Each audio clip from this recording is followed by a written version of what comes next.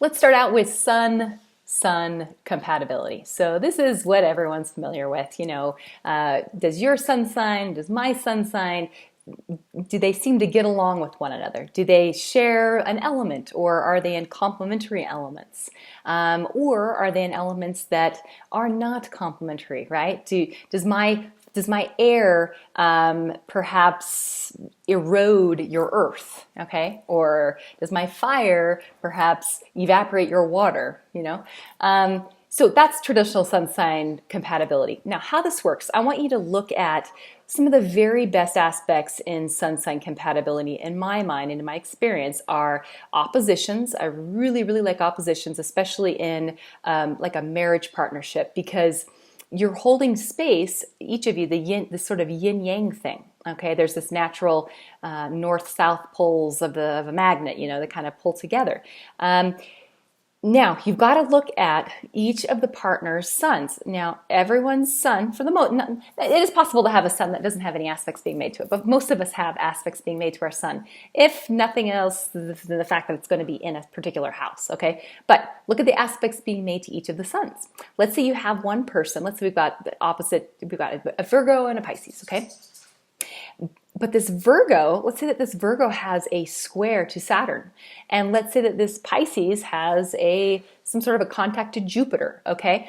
You've got then two very different people. You've got that Virgo is going to be a little bit more perhaps a worrier, a little bit more restricted in their emotion, a little bit more, or in their movements, and not just physical, but metaphorical, the way they express themselves. They're going to be more serious. And that Pisces is going to be a little more risk-taking, almost naive in a way, like, oh, let's just make it be happy for everyone, more go with the flow, okay? So that could cause some issues between these two. So it's the aspects to those suns that flavor and then modify those suns. So you've got to look at the whole picture, okay?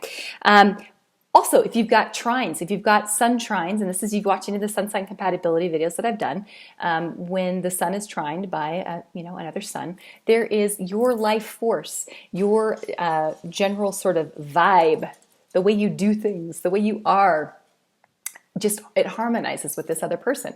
If you're a spontaneous, dynamic, make things happen fire sign, and your partner is as well, then you understand one another. You understand when they want to have a little bit of they tease you, or they poke at you, or they want to have a little argument with you, like it's fun and it's no harm meant, okay?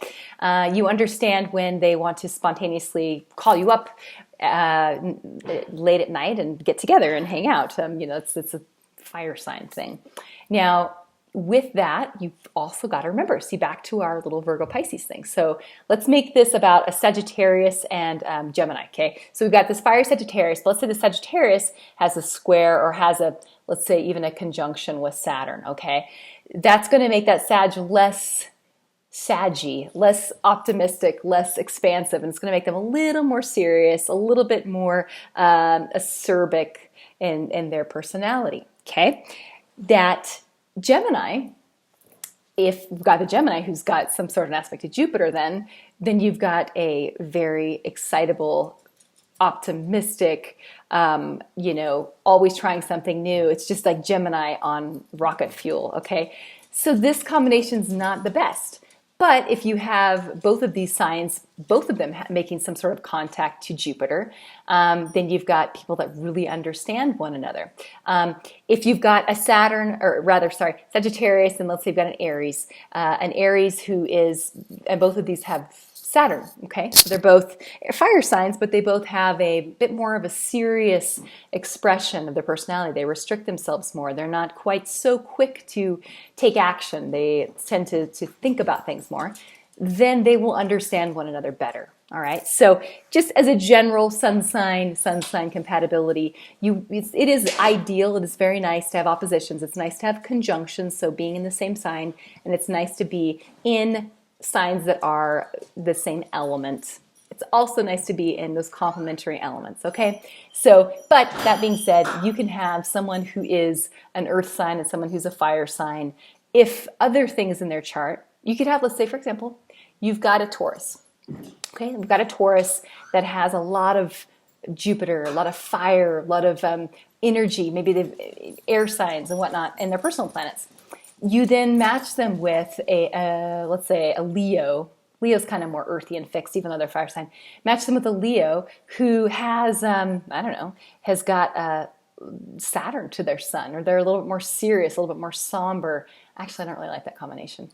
Let's say Capricorn. So Capricorn instead of Taurus, okay? So Capricorn instead of Taurus, and then we got this Leo that's a little more serious. Now that could work. That could. There's some simpatico there where they would understand one another. All right? Okay, questions? Let me know. Otherwise, watch the sun sign compatibility videos for the individual combinations. I'm almost done with them. Soon. On with the moon.